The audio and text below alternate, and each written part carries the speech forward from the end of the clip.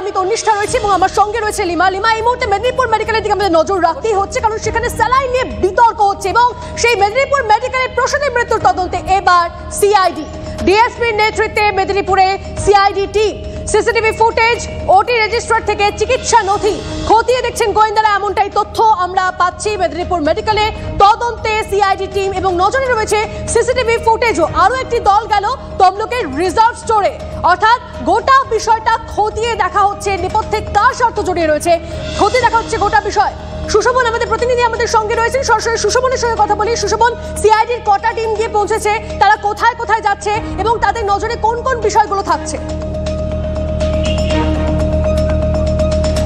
দেখো, সিআইডির বর্তমানে যে টিম তা কিন্তু একেবারে জেলার যে টিমটা রয়েছে, জেলার আধিকারিকরা তারা এসছেন এবং যে 5 সদস্যের যে টিম একজন ডিএসপির নেতৃত্বে যে কলকাতা থেকে আসার কথা তারা কিন্তু আসছেন এবং স্বাভাবিকভাবেই তারা আসার পর কিন্তু একেবারে যেটা জানা যাচ্ছে যে হাসপাতালের যারা মূলত দায়িত্বে তাদের কাছে যেমন যাবেন এবং এর পাশাপাশি সেই দিন কি হয়েছিল, অর্থাৎ যে রেজিস্টার বুক সহ একাধিক জিনিস, অর্থাৎ কিভাবে কি হয়েছিল পুরো যে প্রসিডিওরটা সেটা কিন্তু জানার চেষ্টা করবেন তারা এবং পুরো বিষয়টা কিন্তু তারা এনকোয়ারি করবেন।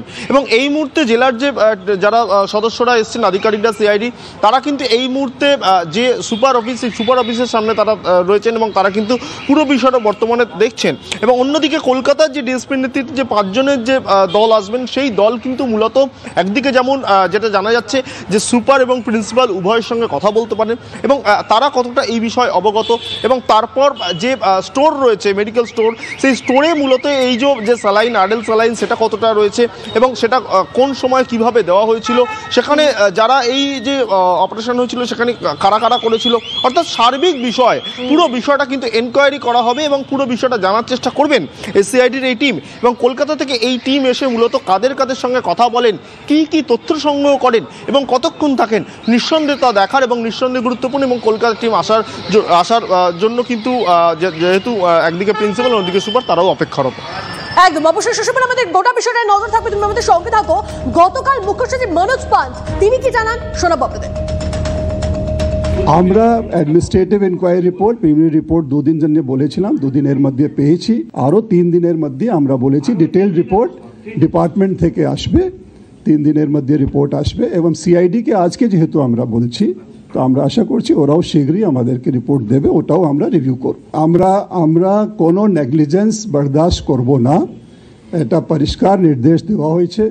প্রিলিমিনারি ইনকোয়ারি রিপোর্ট যেহেতু এসেছে, আমরা সেই জন্যেই তার পরিপ্রেক্ষিতেই, তার ফাইন্ডিংসের পরিপ্রেক্ষিতে আমরা ডিটেলড ইনভেস্টিগেশনের জন্য বলেছি accountability will be fixed and those found responsible or guilty action will be taken against them. Medinipur medical কলেজের ওটি রুমে প্রবেশে নিষিদ্ধ হলো পিজিটিরা, কারণ সার্জারি অ্যানেস্থেশিয়ায় যুক্ত থাকবেন না কোনো পিজিটি। নির্দেশিকা জারি করলে